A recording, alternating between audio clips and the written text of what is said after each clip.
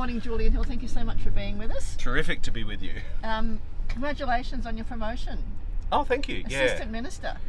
Yeah, it's a privileged role, and representing one of the most multicultural parts of Australia, the opportunity to now talk with communities right across the country and engage and support and work with our incredibly diverse population's fantastic. Yeah. What do you have to do to become an Assistant Minister? Is it like, do you do a job interview with the PM?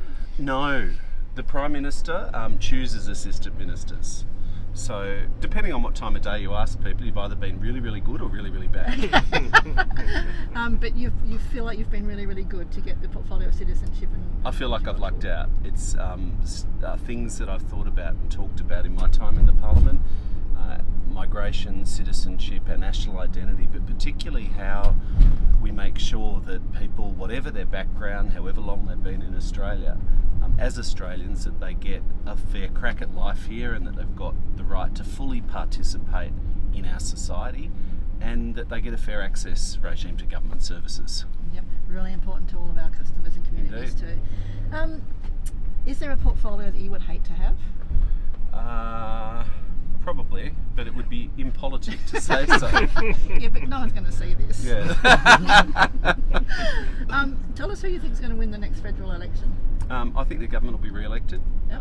And I say that because I'm out every weekend door knocking, engaging with the community. I advertise where I'll be. People come down, they chat, they share their views, good and bad. You know, it's a free country. Yep. You're not short of free character assessments. So far, so good. That's right. It's a good thing about Australian politics. But the feedback I'm getting overall is absolutely the cost of living pressures that people are experiencing across the country are real, and there's a lot of people doing it tough.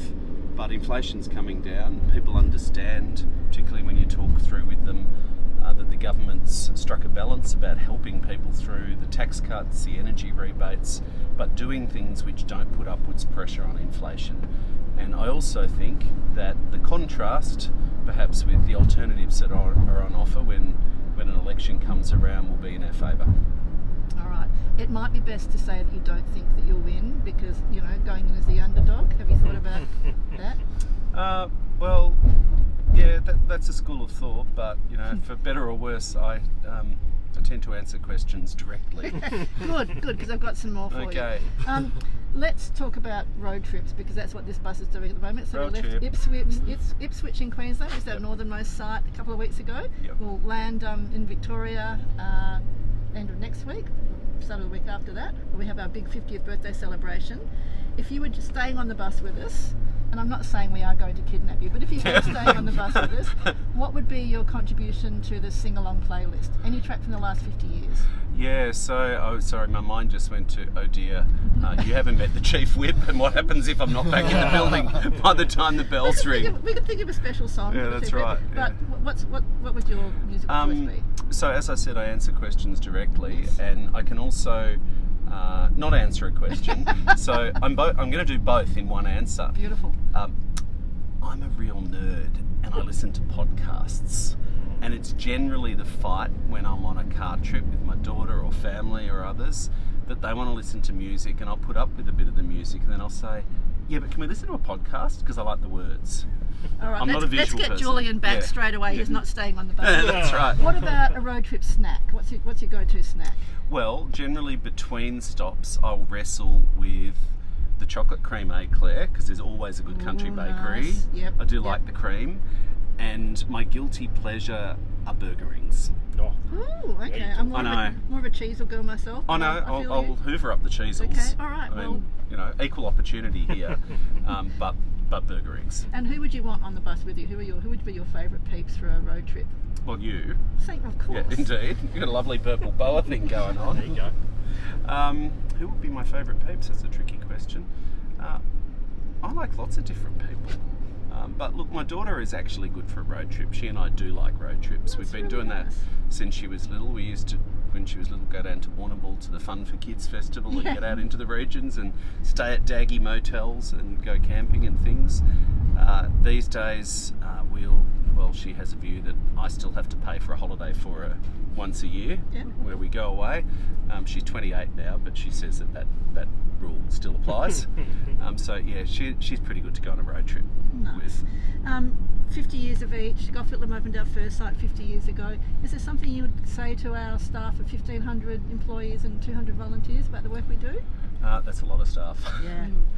Look, the work that you do is incredibly important, and the first thing I want to say is thank you, because working in the care sector, working with people often at vulnerable points in their life, and I relate to that. No one actually comes to their MP saying, look, I'd just like to tell you, you're doing a great job and my life's going really well. You don't get those kind of visits, and it's the same in your line of work, actually supporting people through community services when they need help. We've all got choices, and the labour market in Australia is incredibly strong, and many of your staff frankly could go and earn more money doing other things at times, but there's a values alignment for people who choose to work in this community services, who choose to work in the care sector. The other thing I'd observe is most of the workforce in organisations like yours are female dominated. That's true across the country. And one of the things that we've been deadly serious about, laser-like focused on since coming to government 2 years ago, is closing the gender pay gap. And I think yesterday was National Equal Pay Day. Who knew there was such a thing? I'm here to tell you. Yep. And we're making real progress because we've been prepared to back wage rises for some of the lowest paid workers through the minimum pay rises, but systematically working through the female dominated professions, the caring professions, to help close that gender pay gap and make sure people are fairly remunerated for the work that they do in the caring economy. So a big thank you to the staff who choose to work in this sector. It makes a real difference for people's lives. Some people need that kind of support for a long time. Others, it can happen to anyone that their life falls into a difficult place or a moment of crisis, and it's part of a civilised society to know that we have good public services and good community services there to help people through those moments to get back on their feet.